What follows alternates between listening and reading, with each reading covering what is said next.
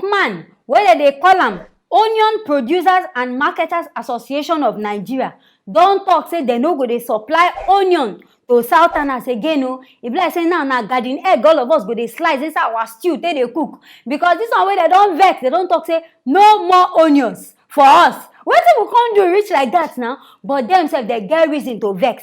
Them talk say the last time where they go supply for all these places, say bandits carry their market, and people say can't thief their market. In fact, human beings, something they attack person. When I go see they pity the person, now I can't know say I won't go rob the person. Make now watch this video of people where they rob them. These people. Now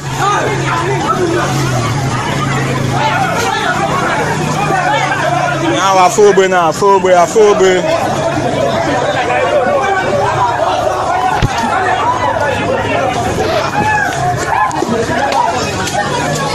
Afrobe right now. Naso,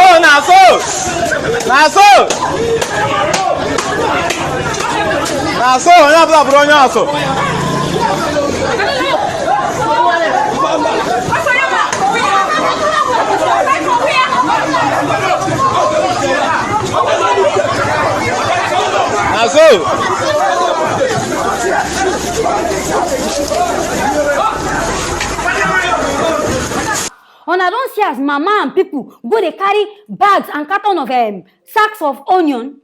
Something will not be now. In fact, thief they inside our nature. Person keep something, a bandit attack these people. Now make this market they there. And I never pity this person say the person don't lose money. Now still can't go carry am. Go the thief am say na they carry am go house. Say na government own. Now this man where they call Aliyu Isa. Don't talk say the thing where they lose he worth 4.5 billion.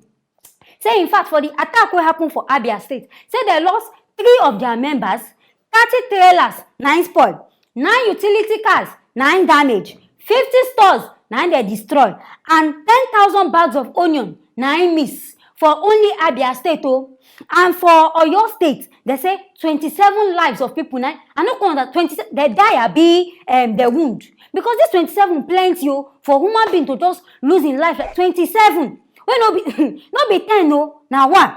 And they say 5 trailers spoil, 5,600 bag of onions, 9 miss, then 12 utility cars and other valuables, 9 people carry. Now wow, all these kind of things, if like money they for onions, means I'll go start to sell onions. Because all these kind of things now, we don't lost. I expect say these people go get this money back. Now I make these people say don't come outside, they don't do meeting, they call their executives. Come outside, complain to the government. But as they say government no even talk anything.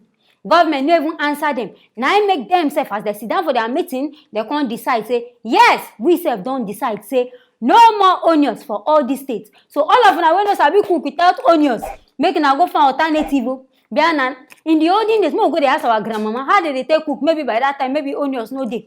Maybe they find alternative because this is where onions no day again. Now wow, but are they advice? All these Southerners making us start to go they do farm. Because this is why Hausa people don't talk say they know they give us onions again. If onions no dey, that means soon they go talk say no tomato, no rice.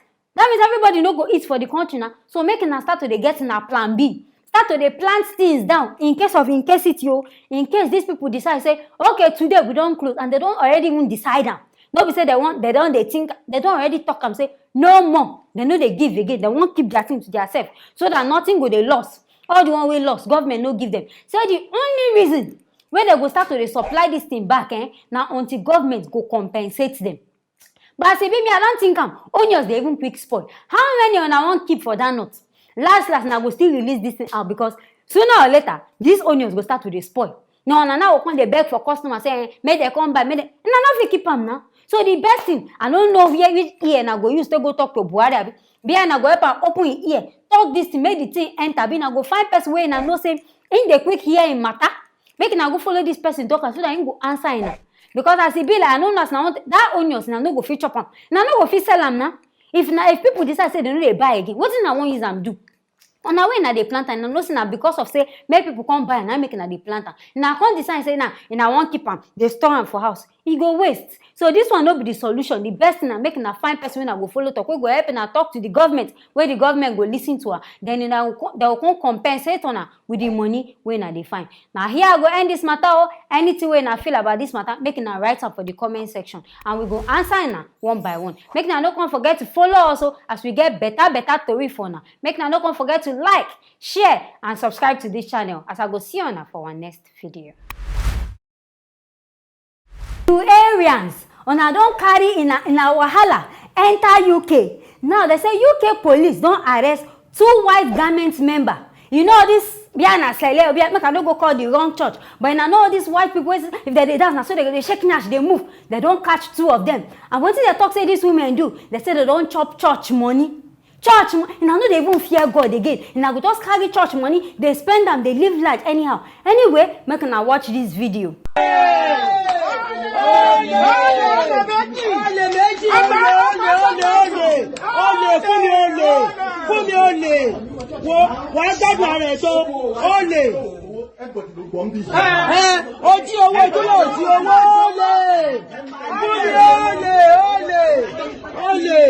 Àṣọ́ọ̀tì ẹ̀yẹ ọlọ́pàá ló wá gbé ẹ lọ́lé aṣièrè ìwọ tó ń jẹ́ nǹkankan yìí. Una don see as people dey shout, dey call these women ole, say they don chop church money. Make una dey even fear God. If na wan spend, make una dey chop am small. But e get situation sef wey be say people dey always talk say if person don dey hold church money, they go talk say person dey chop that church money. Even when the person no dey do that kind thing, people just believe say if e dey look fresh wey dey work for church, na church money e dey chop. But this one now, people dey really accuse these 2 women. Maybe say na police even come carry them comot from that church place. See that Yoruba woman just dey, I know say Yoruba people dey sabi curse person. Say wo wari nkan. E don tell am say if she enter that prison, the kind things wey they go use her eye see, that woman white go turn to black. That means if that woman come outside from that prison, you Aryans people, na carry this na wahala go UK. This na what people no dey even fear. Old woman like this woman, na grown up woman, na person mama be this. You no see any legit thing do. If truly you chop this money, you no see anything do. Now to come go UK say na person money you won't go chop. Make I even ask. See as we dey here like some people, in fact they dey very corporate. They go school, but to get ordinary visa, they no go even see this visa collect. See that in this Yoruba village women, where they foresee them, how they even enter this UK? Where on pass na canoe na use? Because you go see somebody go dey struggle to enter just ordinary the abroad. The person no go even see road to reach there. Now then this see as there plenty for there. Abeg me na come show me the way because me sef, e be like say I go like reach this UK. Make me sef I dey there small because e be like say na dey even enjoy. This one when I dey chop church money, behind me sef I go see some small thing put inside pocket. Make me sef I fresh like una. Anyway, this kind matter I no know as I wan take judge am. Behind this woman go pay the money back for church abi I go take, because we not even certain sef, because the woman sef no dey talk. As they shout her name, they curse her, say, for me, wajaya, washake. They no talk anything, They just leave the woman just even quiet. So maybe truly she not chop the money. People just they misjudge her. But as the matter be like this, now here I go leave am for now. Make una no forget to like, comment, and share this video. I go see you now for our next story.